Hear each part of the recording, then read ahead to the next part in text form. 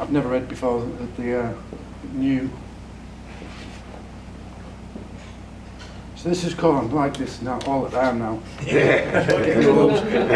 Okay, back to basics.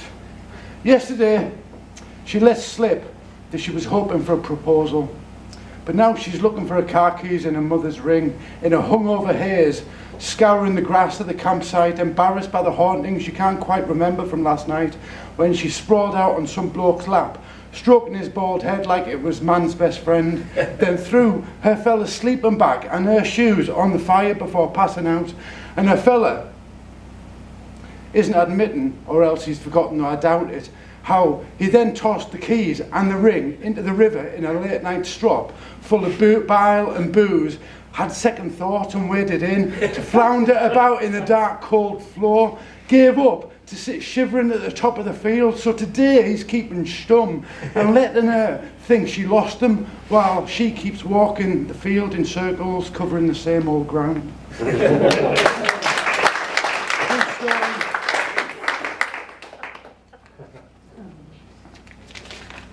I hope you're well enough to keep that one a secret. I was in Scotland 2 weeks ago at Loch Tay. So this is called Old Uncle Tay. The loch's blessing is a sleight of hand swell, palmed by a prenup of giants, one dolled up as cloud, others in needles, thistle, bracken, a third a gasp when the sun blushes her jaw, another in nothing but stoic patience, its relentless slap and tickle at all the wholesome broken bits, with its so many numb mouths slurping the humbugs of quartz, barite, flint, honey root, wolfstone, hermit's prayer, as well as the reasons for his seclusion. Their erosion into each season's amnesia is a savouring of drift branches to milk stains, vanishing tricks, then finding a brand new penny behind each of our left ears, a wink to beg forgiveness for its compulsive borrowing and gifting back, transformed just like that.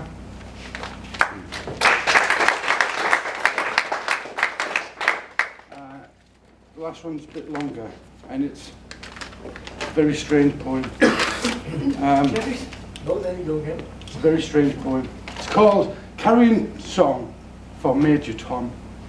And it's kind of like weaving together lots of different things, but it's weaving together bits of David Bowie and the Diggers. I've been reading a lot about the Diggers recently, who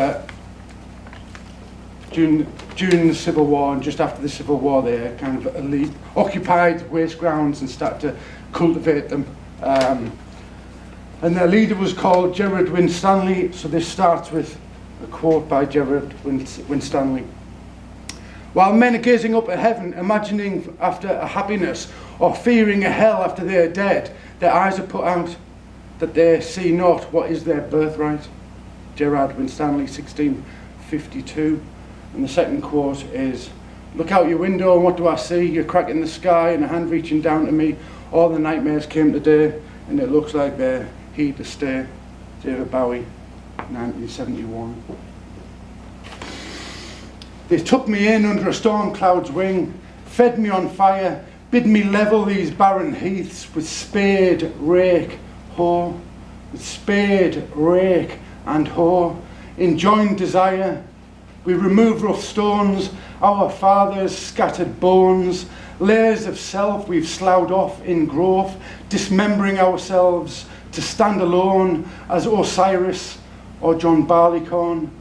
We turn together the soil of memory, compact years, smell ripe turf, whatever shall we find as we finger the dirt, spend hours sowing sons in common ground, to grow the pillars of Eden before sin as before my fall, in rhymes of dipping scythes, sacks of sweat-won grain and scarecrow grins wide as a rolling mower.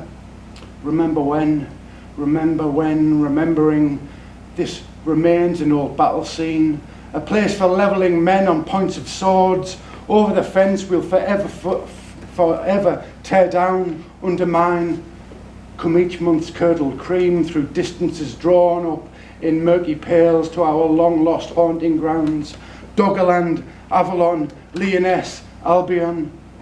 Poaching trails and corpseways still lead stray quails toward a mythic sleeper dreaming under a golden hill. Not our king, divine with his head lopped off, his blue blood spill-soaked in strips of cloth and sucked on to ease a blight or bitter ache, to bring prosperity, to reverse a curse. But some other sovereign, low itinerant, peasant-born pilgrim with a leaking song, ear-clipped, pilloried with a branded cheek, or a departed starman crowned on Mars with nothing left to lose.